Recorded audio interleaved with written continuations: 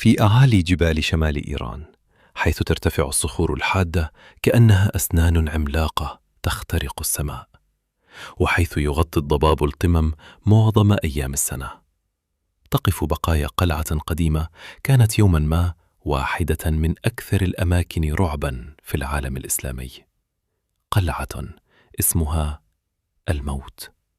هناك بين تلك الجبال الوعرة بدأت قصة طائفة غامضة حيرت المؤرخين لقرون طويلة، طائفة عرفها التاريخ باسم الحشاشين، لكن الحقيقة أن قصتهم لم تكن أبدا بسيطة كما يرويها البعض.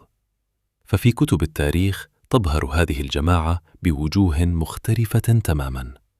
بعض المؤرخين وصفوهم بأنهم قتلة متعطشون للدماء، رجال يبيعون الموت لمن يدفع أكثر، بينما رأى آخرون أنهم حركة دينية ظهرت في زمن مليء بالصراعات السياسية والمذهبية، وقاومت قوى كبرى مثل العباسيين والسلاجقة، بل وربما اصطدمت بالصليبيين والتتار أيضا.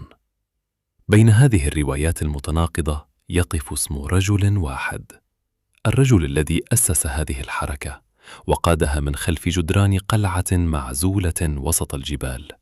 اسمه حسن الصباح. ولد حسن الصباح عام 1037 تقريبا في مدينة قم في إيران، وكان في شبابه شابا مختلفا تماما عن الصورة التي سيرسم بها لاحقا في كتب التاريخ. لم يكن قائدا عسكريا ولا زعيم تنظيم سري، بل كان طالب علم. اهتم بالرياضيات والفلك والفلسفة، وقضى سنوات طويلة في طلب المعرفة. لكن خلال شبابه تعرف على الدعوة الإسماعيلية، وهي فرع من التشيع كان ينتشر آنذاك في بعض مناطق العالم الإسلامي. ومع مرور الوقت أصبحت هذه الدعوة محور حياته.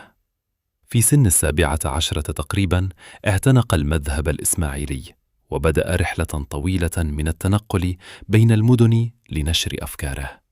انتقل بين الري وأصفهان، ثم سافر إلى مصر، حيث كانت الخلافة الفاطمية تمثل المركز الأكبر للحركة الإسماعيلية في ذلك الوقت. هناك في القاهرة دخل الصباح عالم السياسة المعقد داخل الدولة الفاطمية، وربطته علاقة وثيقة بالأمير نزار بن المستنصر. لكن الصراعات داخل البلاط الفاطمي سرعان ما قلبت الأمور رأسا على عقب، فبعد أقل من عامين اضطر الصباح إلى مغادرة مصر. ركب سفينة من الإسكندرية، وفي طريق عودته كاد أن يغرق قرب سواحل الشام.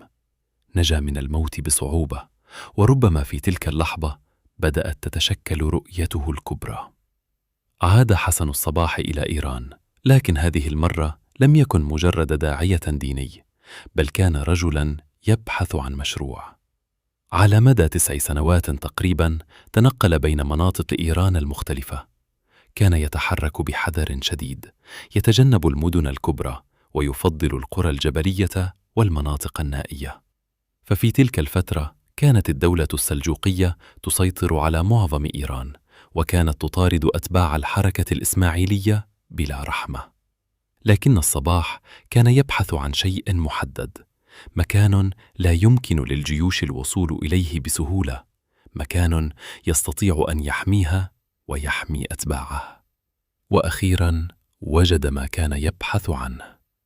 في عام 1090 وصل إلى قلعة قديمة فوق صخرة شاهقة في جبال الديلم شمال إيران، قلعة اسمها الموت.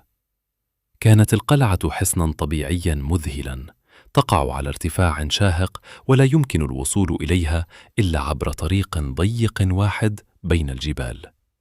وبخطة ذكية وهادئة تمكن حسن الصباح من السيطرة على القلعة دون حرب كبيرة، ومن هناك بدأ كل شيء. تحولت الموت إلى مركز لحركة سرية جديدة، شبكة من الدعاة والأنصار والمقاتلين تنتشر تدريجيا في إيران وبلاد الشام. لكن ما جعل هذه الحركة مختلفة عن غيرها كان أسلوبها.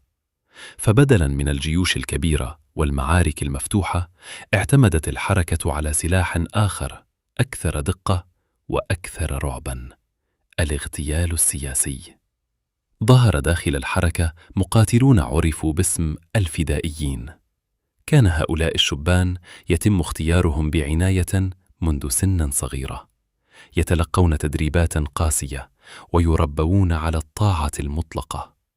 وكانت مهمتهم واضحة: التسلل، الاقتراب من الهدف، ثم تنفيذ الضربة في اللحظة المناسبة، غالباً بخنجر واحد فقط. وفي عام 1092 حدثت العملية التي ستجعل اسم الحشاشين ينتشر في كل أنحاء العالم الإسلامي. كان الهدف هذه المرة أحد أقوى رجال الدولة السلجوقية، الوزير الشهير نظام الملك الطوسي. اقترب منه رجل متنكر في هيئة متصوف، وفي لحظة واحدة سحب خنجراً وطعنه. قتل الوزير. وكانت تلك العملية مجرد البداية، فخلال العقود التالية نفذ الفدائيون سلسلة طويلة من الاغتيالات استهدفت أمراء وقادة جيوشاً وشخصيات دينية مؤثرة. وبدأ اسم الحشاشين يتحول إلى أسطورة، لكن حتى اسمهم نفسه أصبح موضوع جدل كبير. فبعض الروايات الأوروبية القديمة التي نقلها الرحالة الإيطالي ماركو بولو تحدثت عن قصص غريبة داخل قلعة الموت. قال إن زعيم الحشاشين كان يملك حديقة سرية مليئة بالأنهار والفاكهة والنساء الجميلات، وكان يعطي بعض الشبان شرابا مخدرا ثم ينقلهم إلى تلك الحديقة، وعندما يستيقظون يعتقدون أنهم دخلوا الجنة، ثم يعيدهم مرة أخرى ويخبرهم أن طريق العودة إلى تلك الجنة هو طاعته المطلقة. لكن كثيرا من المؤرخين المعاصرين يشككون في هذه القصة، ويرون أنها ربما كانت دعاية نشرها خصومهم. حتى اسم الحشاشين نفسه قد لا يكون له علاقة بالحشيش إطلاقا، فبعض الباحثين يعتقدون أن الاسم جاء لأن مقاتلي الحركة كانوا يصمدون داخل قلاعهم لفترات طويلة أثناء الحصار حتى بعد نفاذ الطعام، ويعيشون على الأعشاب والنباتات. وهكذا تحولت قصتهم إلى مزيج معقد من الحقيقة والأسطورة. أما حسن الصباح نفسه فكانت حياته مختلفة عما قد يتوقعه الكثيرون، فبعد استيلائه على قلعة الموت عاش داخلها أكثر من 35 عاماً دون أن يغادرها تقريباً. كان يقضي معظم وقته بين الكتب والرسائل والتخطيط لنشر دعوته، حتى وفاته عام 1124. لكن موته لم ينهي قصة الحشاشين، فقد استمر أتباعه في السيطرة على عدد من القلاع في إيران وبلاد الشام لعقود طويلة بعده، وظلت قلعة الموت رمزاً لقوتهم. حاصر المغول القلعة، وبعد حصار طويل سقطت أخيراً. دمرت الموت، وسقطت معها معظم قلاع الحشاشين، وانتهى بذلك أحد أكثر الفصول غموضاً في تاريخ الشرق الأوسط. لكن رغم مرور قرون طويلة ما زال السؤال نفسه يطرح حتى اليوم: من كانوا الحشاشين حقاً؟ هل كانوا مجرد قتلة مأجورين كما وصفهم أعداؤهم؟ أم حركة دينية حاولت البقاء في عالم مليء بالصراعات السياسية؟ ربما لن نعرف الحقيقة كاملة أبداً، لكن المؤكد أن القصة التي بدأت في قلعة صغيرة بين جبال إيران ما زالت حتى اليوم واحدة من أكثر قصص التاريخ إثارة وغموضاً.